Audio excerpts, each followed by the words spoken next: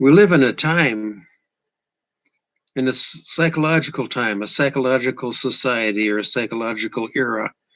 We're told that what we know and love and believe about the world and what we trust about the world is all really constructions of our mind and not the world itself.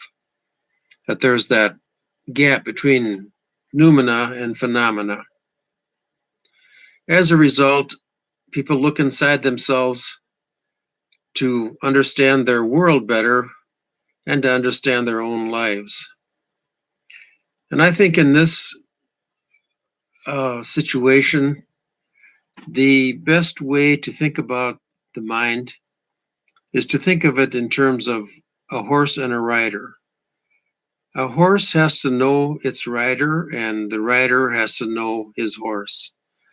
They communicate with each other, they understand each other, and their movements are coordinated and fluid when they're communicating with each other. And this is true of individuals and their unconscious minds.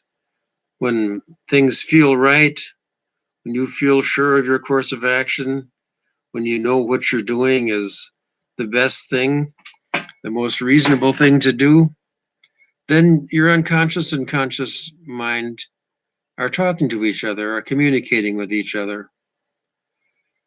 Probably the focus of culture, of our understanding of our way of life and the world around us is writing. Everybody's writing. Every day more text is created by the computers of this country than would fill the Library of Congress. People are writing, communicating, emailing, uh, Facebooking. There's all kinds of writing going on, and I think the best writing comes when the writer is communicating with his unconscious mind like he would be with a horse that he was riding, and the unconscious mind is communicating back to him.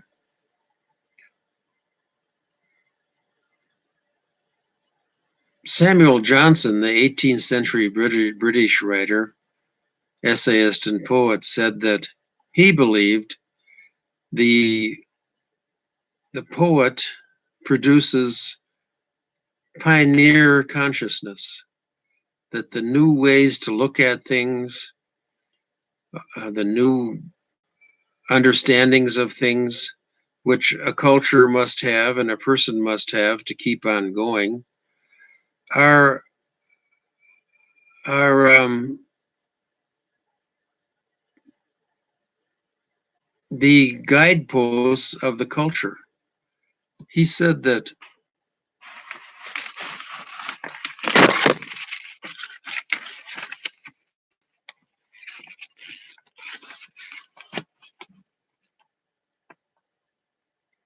if there's one essential principle of modern poetry, one commitment that has been sustained from Wordsworth to Eliot to the present day, is that poetry is the pioneer of consciousness.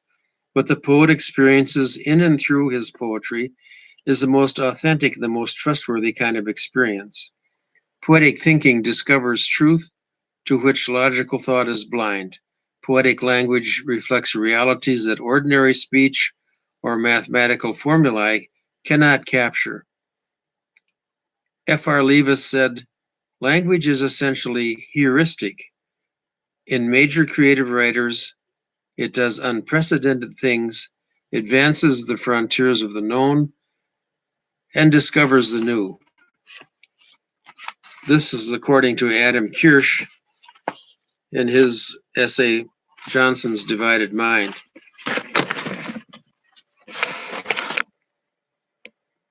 Some of the people who write poetry and who pioneer consciousness are not the people that probably should be pioneering consciousness. They're the tyrants of this world.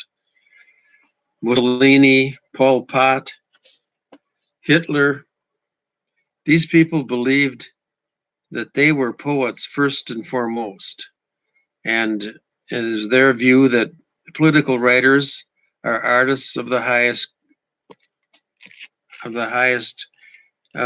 caliber.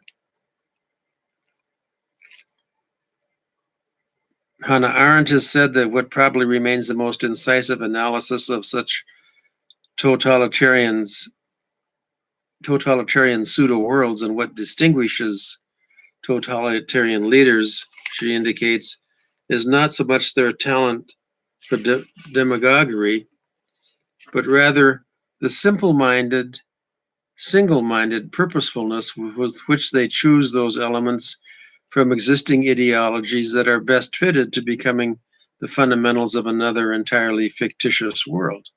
So they're fiction writers. They're making fiction come alive in political performance. At least this is what Tyrants Writing Poetry, edited by Albrecht Koshorky and Konstantin Kaminsky, say that the tyrant is the bad pioneer, the pioneer of a total system coming forth from the poet's imagination or the tyrant's imagination, and everybody is made to perform this uh, this vision that comes to us.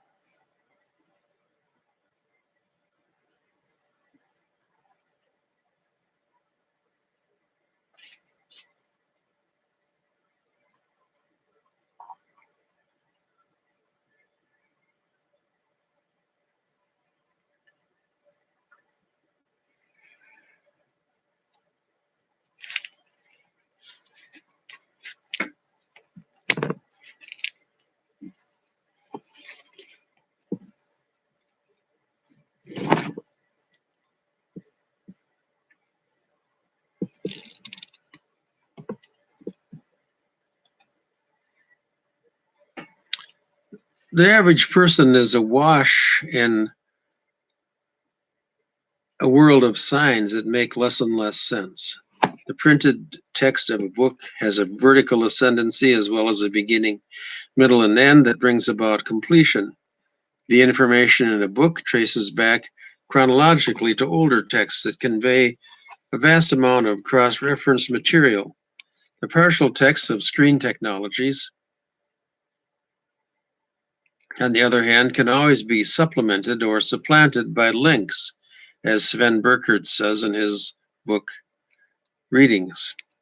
Unlike the solitary domain of a book, the screen brings worlds of simultaneously collective associations, global economics, cultural relativism, and the digital information barrage stimulate an intensified awareness of reality that leaves people feeling as though they fit into or belong to their world less and less, says Burkertz.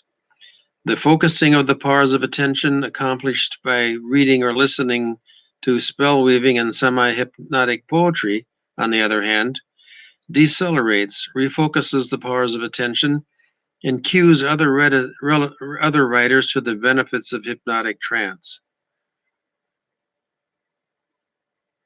As noted above, computers have added to the public brain nourishment deficit.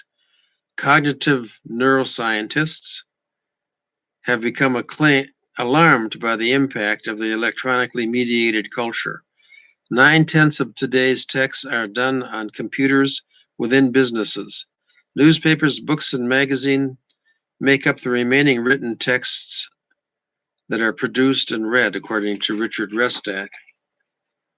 In a neuroscientific sense, computer composing affects the brain similar to the way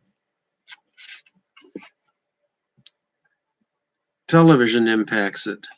Both media produce an endless montage that is difficult for the brain to sort and absorb.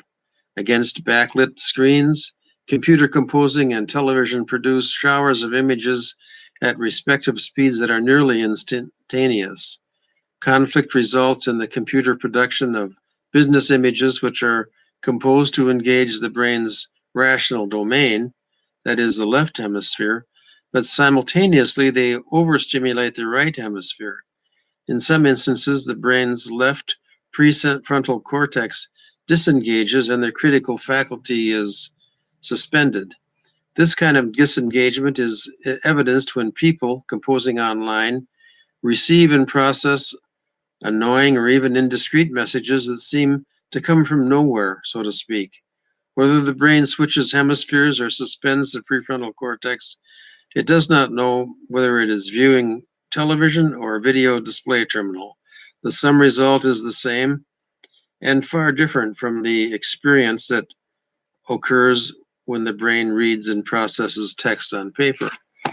Now look at the human being, the human subject, if you will, and look at the barrage of stimuli and possibilities that come at each person every day when they're not on social media, when their world is not mediated, when they're just walking down the street or driving down a highway, flying in an airplane. The potential for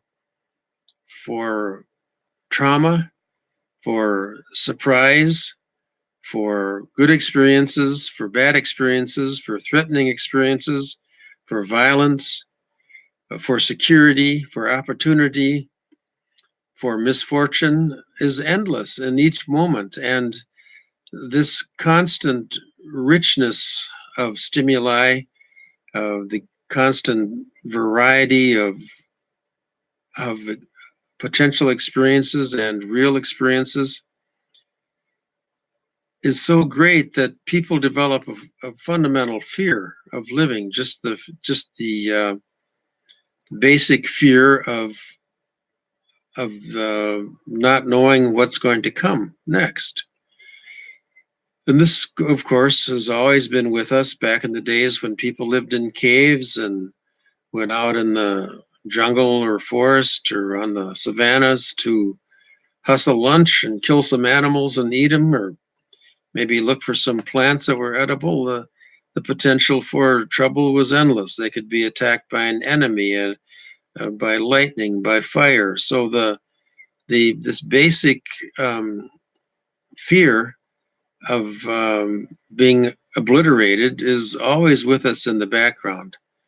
And this is what the early human beings talked about when they sat down at their campfires at night after the day was done and they were ready to sleep, presumably anyway.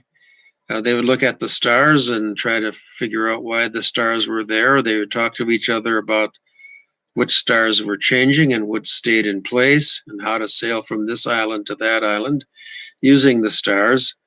And they would tell stories of valor and stories of disaster, and by way of basically assuring themselves that the world was a predictable and trustworthy place. The storytelling that these people did allayed their fear of all the things that could go wrong, and stimulated their sense of the things that were good and in store for them. And this basic conversation is what later became science, like astronomy and mathematics, and literature such as mythology and storytelling. So the human subject likes to make symbols, and likes to tell stories, and likes to use language to inhabit and constitute its world in a way that's livable and acceptable and accessible to them.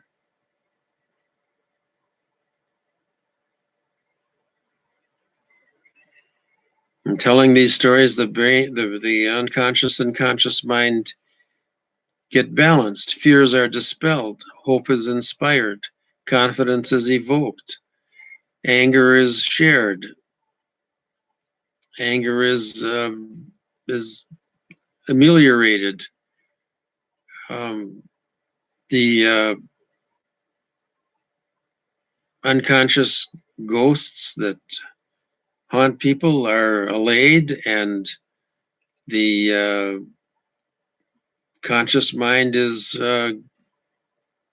boosted by sharing of information, vital for survival and vital for appreciation of the world.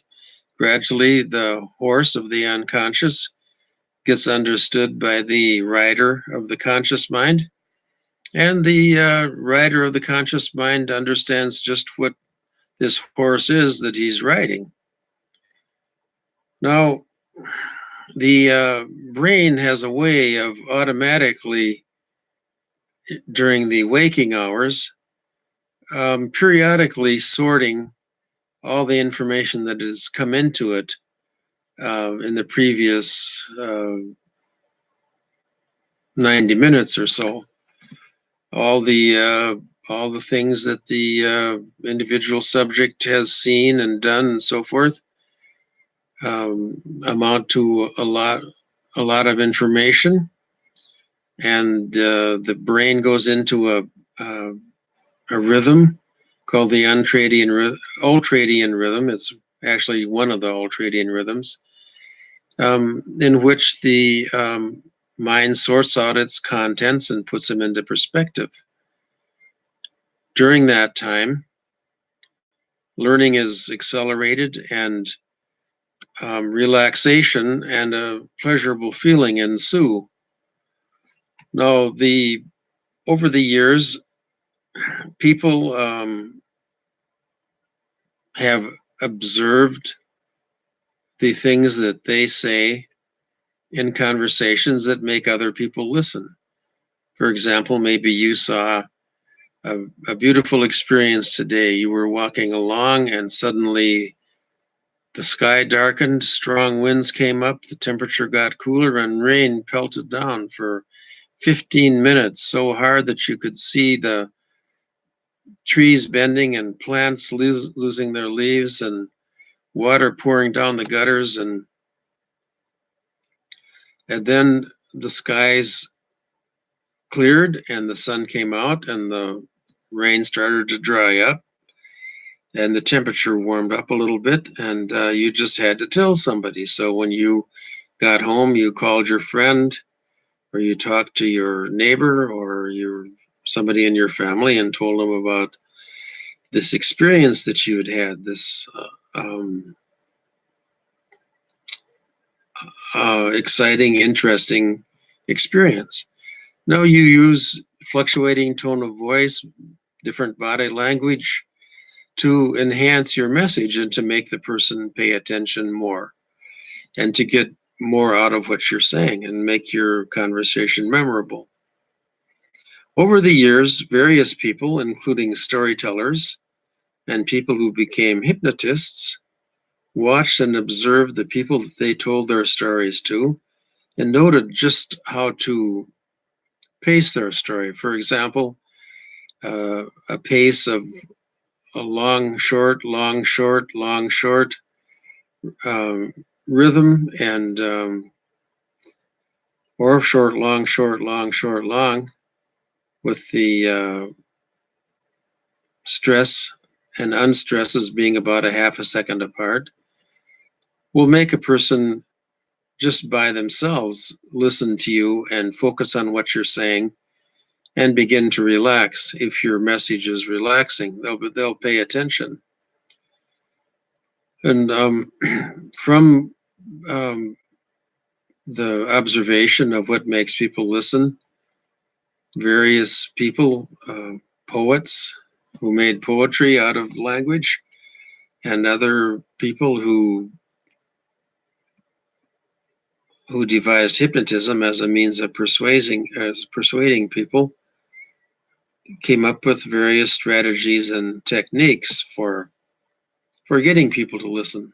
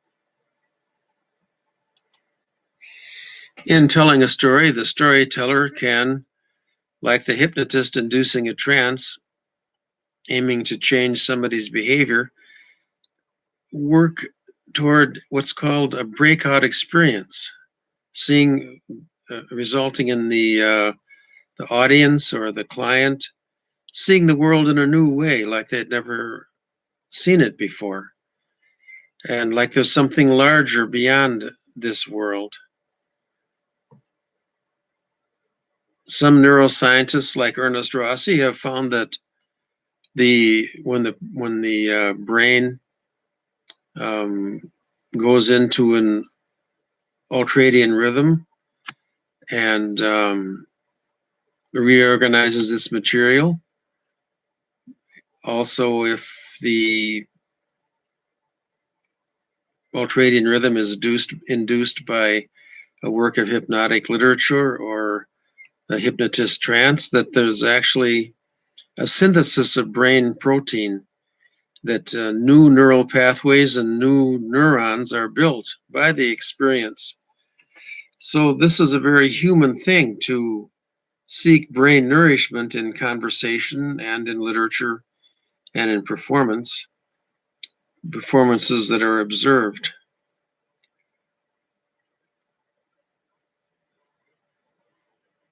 The potential for the understanding of the making of words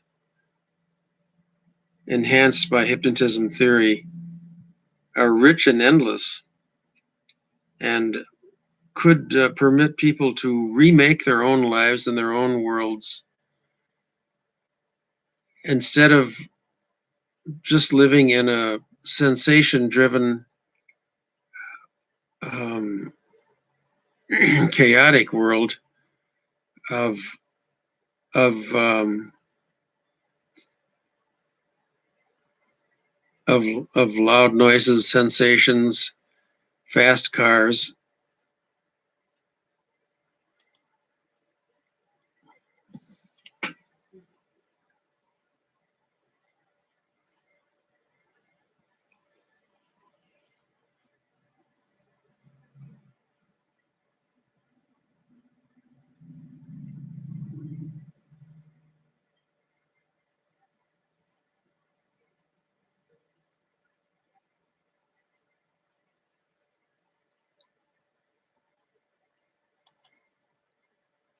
Why not make the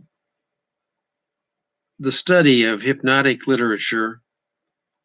Why not explore it and see if its potentials can be mined to the extent that a great many people can benefit from hypnotic literature and hypnotic experience when it's just there for the taking and free.